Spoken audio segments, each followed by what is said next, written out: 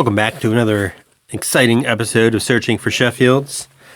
Today we're going to take a look at one of the pickups from the Phillies show that was over the weekend. But before we get into that, I have some very, very exciting news. So I would like to welcome our third subscriber. So I had two subscribers for a very long time, and those were my two best friends growing up, Brent and Pat, which I don't know, they had a choice to subscribe or not, but I do appreciate their subscribing. But I wanted to try to grow this channel organically, just put out content and then let people watch and subscribe if they would like to, just to see what happens. But regardless, this video isn't about, or this channel really isn't about gaining subscribers as much as just, I don't know. I think it's a little more fun to share this experience with the world of YouTube. Instead of me just opening packs of cards in my basement, I would rather share them with Brent and Pat and whoever else would like to come along for that journey. So, without further ado, we have 3 subscribers now, and this one has been done organically, and I'm guessing it's because of my latest video, which was kind of a recap of the Philly show on Friday that I went to. So, welcome to Searching for Sheffield's Reese ND Card Ranger. I briefly looked you up, and it looks like you have your own channel with content, so I'll definitely check that out and subscribe. And you have it's like 270 some subscribers, so you are far and away much more evolved than we are here at our show. You being the first organic subscriber. Now, please, you can never leave, because we all know if you leave. So even if you don't watch the content, just stay subscribed and you won't hurt my feelings. But welcome to the channel. It's a milestone here on Searching for Sheffields. So definitely appreciate any feedback you can give, or anything that you would like to see. Just a kind of recap of what this show's all about, just for you, Reese. I'm going to call you Reese. I don't know if that's your name or what. But you will now go by as Reese. And growing up, I was born in 80 and collected cards outside of the Philadelphia area, since I think you're a local as well. I grew up in Collegeville with my best friends, Brent and Pat, and collected baseball cards probably from, I don't know, about like 88 to 95, we'll call it, where it was the bulk of the years, and got into Magic a little bit later on there, and then we got our driver's license, and kind of that ended that. But did our bulk of the collecting during those time frames, and my favorite player was Gary Sheffield. I collected his cards. So we have I have a little personal collection of Sheffields, which we like to grow. But I was out of the hobby for, like I said, pretty much 95 to a couple of months ago, where Pat he moved away from us recently. He moved back, so we wanted to get together for a sleepover hangout like we used to do. And that got me, I'm like, you know what? One of the things we used to love doing was ripping packs.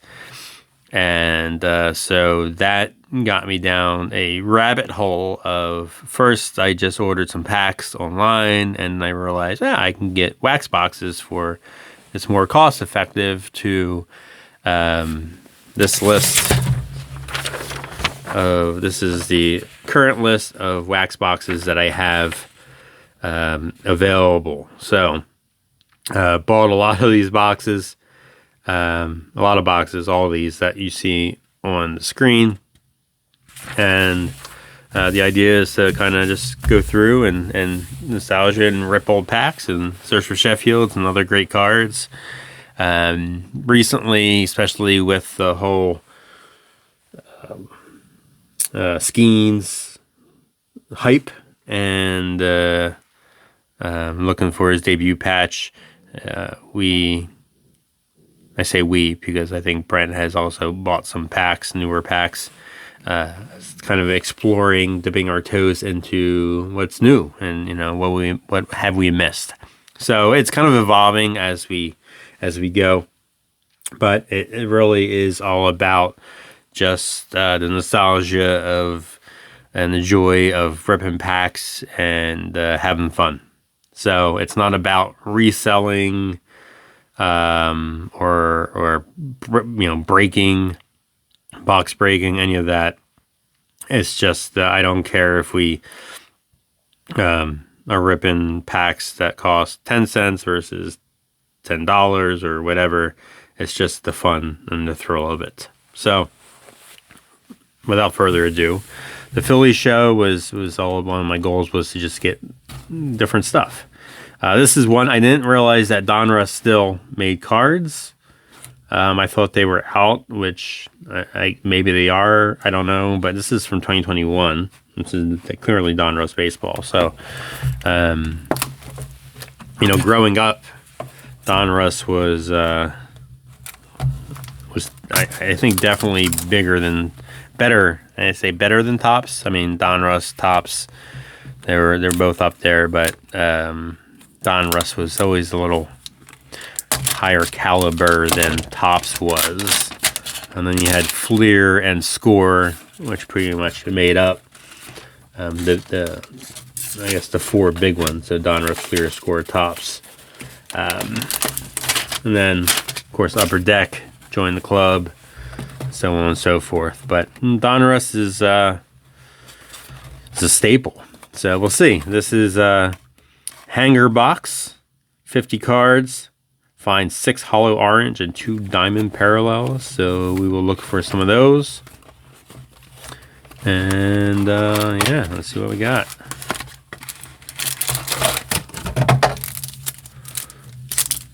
A big old pack of cards. I'm not really sure who they... I think 2021, the rookie class was kind of weak, which is why I have able to pick up some 2021 boxes because they're kind of cheaper. Getting back into the hobby, rookie cards were always popular, but now it seems like that's all people care about. Like I see people ripping packs and they can go over some big names, but if it's not a rookie card, they just kind of keep going, which is always kind of weird to me. But on this channel, where we don't base importance on value as much. So, without further ado, you can see some orange in there. If you see any players that I don't stop at and they are notable, please let me know in the comments below. I don't really know how these are set up, but all right, Francisco Lindor, I know him. We're going to put him on the stand. Oh, all right. Freddie Freeman. He makes it.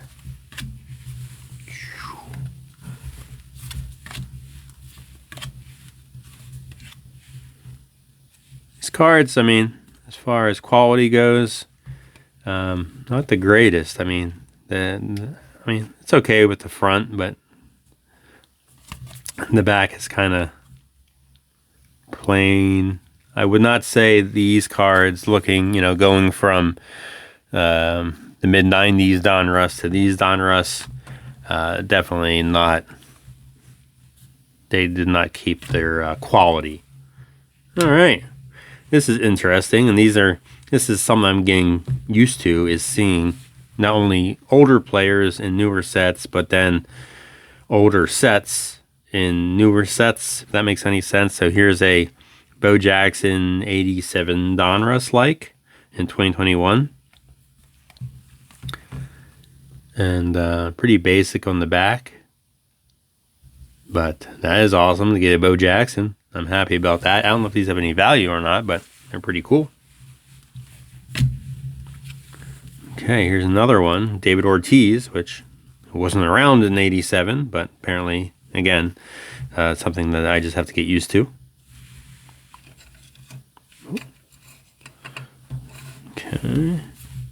And Ozzie Smith. So, we need another stand. Definitely love the Wiz, the good old wizard Ozzie Smith. Yeah, Dale Murphy. So quite a bit of these 87 Donruss. I guess that's the thing this year of 2021.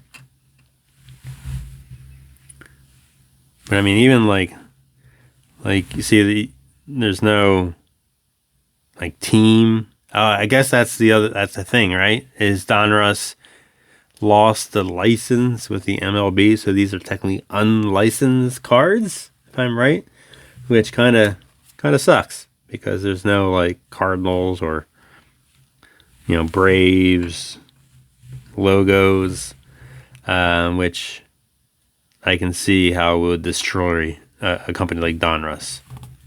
Cal Ripken, I mean, they're definitely trying. Andre Dawson. Mary Walker. All right. All right, now we're getting some fun. So, should we wait? Should we do this? I don't know. We're just going to go through. Okay. First up, Francisco Lindor. This is I call it the candy cane. I don't know what it is, but it is a numbered card out of 2021. This is number 731, Francisco Lindor. So that's pretty cool, I think. Put that up there. And then we have these orange guys. Jack Flaherty.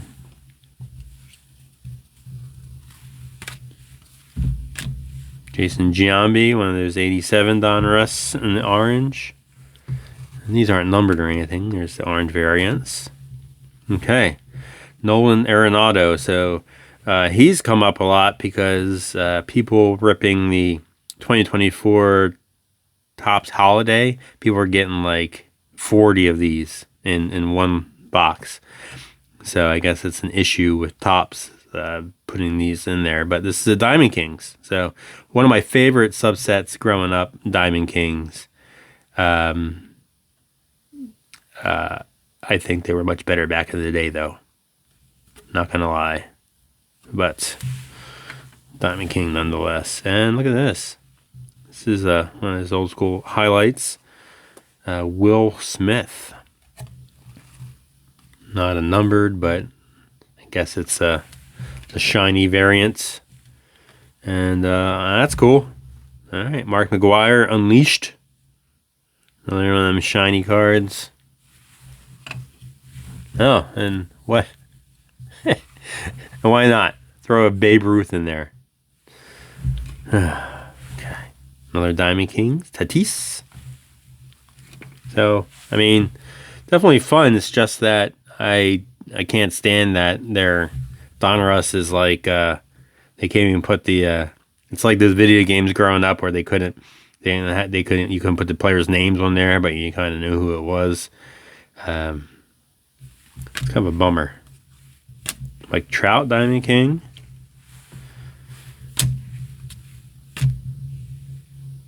Shramsky. Yes, is that Carl's? I guess they're related. I don't know. What? All right. A Big Sexy. Bartolo Colon. Okay. Carlos Carrera. And Jordan Alvarez. So, what do we think? I am sad. I'm sad to see Donruss this way. This is the first pack of Donruss I've opened since the mid-90s.